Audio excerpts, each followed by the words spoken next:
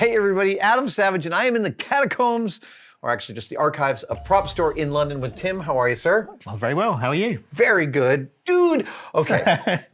When I come to Prop Store, we get to cover all sorts of amazing pieces of film history. And I notice a lot of the same names show up repeatedly. Burton, Cameron, right? These names of incredible artists who have generated some of the most magnificent wonders for us.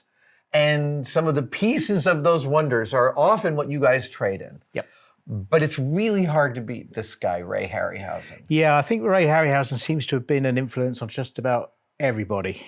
His name is eternally referenced, and there was a documentary out just before he passed, which was Harryhausen, the Titan of special effects. That's exactly what he was. Yeah, and he wasn't even the originator of the style that he made his living in. He was inspired by Willis O'Brien's King Kong, which is 1933. It blew his mind. And King Kong, of course, set so many incredible standards in terms of visual effects and opening up what we thought was possible. And 20 years later, Harryhausen was working with Willis O'Brien on Mighty Joe Young. Indeed, and his family and the Ray and Diana Foundation, we've been speaking a lot to those guys, and they kind of trying to make out that that Ray was, a hard worker, which he clearly was, but they keep glossing over the fact that he had incredible talent, amazing, one-of-a-kind talent, I think, because it's not only the models he made, it's the drawings he did and the whole concepts and ideas that he had that changed everything. Yeah, and let's just talk about some of the films Harryhausen made. Jason and the Argonauts, the seventh voyage of Sinbad, Clash of the Titans. Yep. And in many of these, if I'm remembering correctly, with Jason and the Argonauts, he's almost working alone.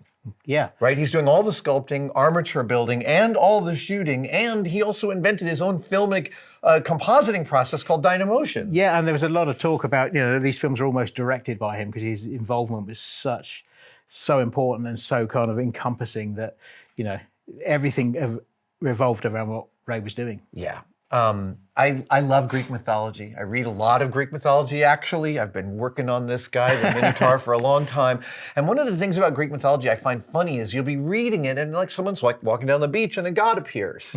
And it's all just part of the way everyone's moving through these myths. But Harryhausen's films genuinely deliver that experience. I think they do, yeah. Right? He makes these fantastical characters and he puts them in the film and you just believe that thing is there and it's real. And we have some of his most iconic sculpts here. Yeah, so we're really, really lucky and very, very proud to be presenting some models. There are other models in the auction too, but these are kind of the four that caught your eye. Yes, there's a whole suite of beautiful things from him. These have all come from the Ray and Diana Harryhausen Foundation, which is a charity. There's no better provenance than right, that. They work to preserve Ray's legacy and his heritage, and they do a remarkable job at that. And we are helping to raise some money for that charity. And like I say, we've got scripts, drawings, and a number of models. And let's pick one. Let's start with the Minotaur. This is just my personal favorite of the Greek monsters. Okay. Tell me about this sculpt. Okay, so this is a lighting stand-in. It's cast in hard latex. Okay. It was cast during filming for to be a lighting stand-in. So it's from the molds of the puppet. And so presumably you would also have a pretty screen-accurate paint job to be it was all done by Ray. So Ray, all of these models, in fact, everything in the auction is made by Ray, so these all from Ray's hand, which is just unheard of. These models do not come to market. Also, latex is about as far as you can get from an archival material. So the idea that this is hard latex, and I see, just a little bit of... it's had a coating of a preservation, like a skin on it, just to preserve it. But you can see it's in remarkable condition. There's nothing wrong with that at all. Nothing. And, what a face. That's the other thing, is he wasn't just bringing technology, he understood the drama of great sculpts, great characters. Dude. Okay. That's pretty cool. That is pretty cool. And so this, presumably, he would have made lighting references for each of the characters to make sure the shots were set up. Yeah, I mean, he obviously had his process, and a lot of it, what we'll talk about here is test castings and which is what this was. It was a test casting from the mold, Right. which during filming, which Ray then improvised as a lighting stand-in. So there's something that I happen to know about the expertise of a stop motion sculptor, let alone animator, is that part of the brilliance that a stop motion sculptor is able to bring to a figure is musculature that bends the right way when it's bent. You could make an arm that looks great like this, and the moment you bend it, it looks like you've bent a straw. Yeah.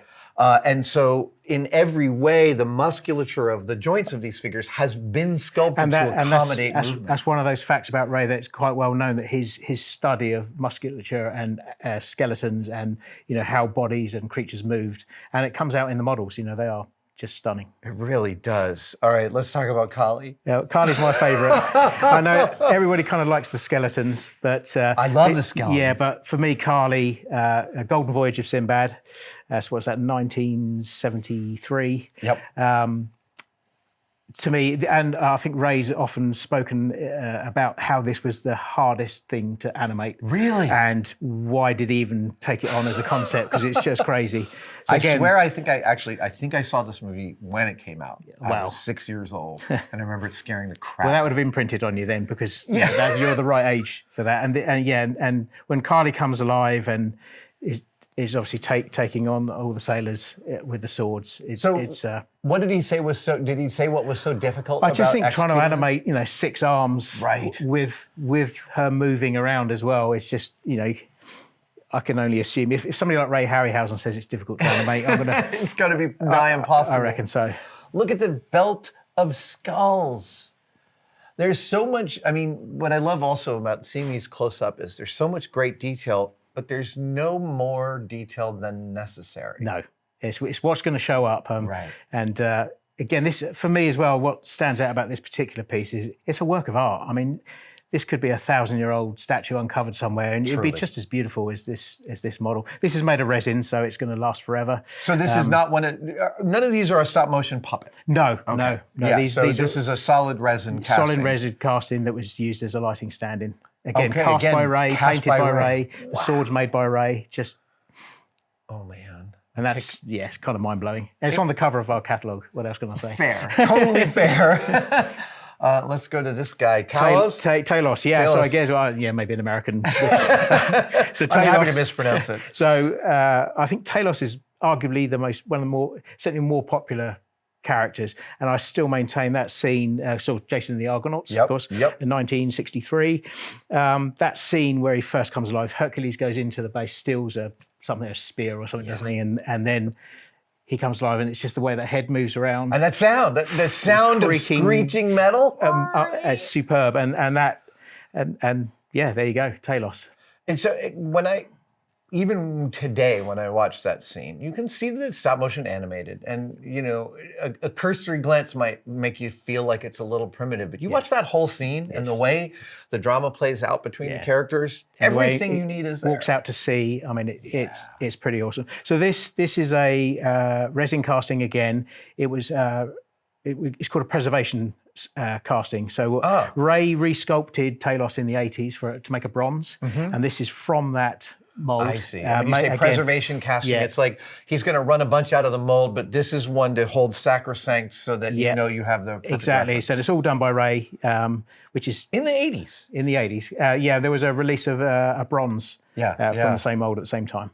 All right, and last but not least at all, this lovely guy. Troglodyte. Yeah. So Sinbad and the Eye of the Tiger. This is a prototype. So the final Trog looked different. This is a prototype, not the final. This is a prototype. So so this is made of hard rubber. Actually, hard latex, I think, is the technical description. Insane. Absolutely beautiful, and it's the paint job on this one. I mean, that is the paint job is phenomenal. And in fact, actually, again, talk about what works on film. Some of the color variants on him seems quite blotchy, but I know for a fact looks great on this camera, right? And it's just the muscle tone, the shape, it's the eyes, the face. It's really cool. And the fact he went to the trouble finishing it with some sort of fauxfur. Yeah, and fur. Like, This is one of the things that you can see on King Kong as King Kong is climbing the Empire State Building. You can see his fur, what they would call boiling or flashing. And that is because when an animator grabs something to do it, and this is a problem everyone has to solve. Yeah. This is so beautiful. And we'll get some B-roll of the close-up of his beautiful face. Yeah. Apparently Ray decided that wasn't kind of Neanderthal enough. And so that sort of concept was dropped, but yeah, there he survives. It's I amazing. really love him in his great 5 o'clock shadow. This amazing quartet, again, there are several other pieces from the Harryhausen Yeah, there's a estate in the really, show. it's an unprecedented collection of Ray's material coming to auction November the 14th and available to bid online now at propstore.com. This man is responsible for so many other amazing filmmakers that we love. It really is, it's a list. Incredible. Tim, thank you so much. Yeah, my pleasure. What an amazing offering. Thank you guys so much for watching that video. We have some brand new merch available at the store. A dog's age ago, I mean like 2018, 2019, this wonderful graphic designer named Brian Otterer reached out to us and sent us some stickers. He has a design firm called Dash 3 Dots, and we loved his stickers so much we wanted to sell them on the merch store. Well, he updated them with our new logo, and we've got Adam in Martian spacesuit sticker. We've got Adam in the shuttle suit sticker. We've got Adam in the Apollo suit sticker. And my personal favorite, Adam in the alien spacesuit sticker. Get yours now, tested-store.com. Hey!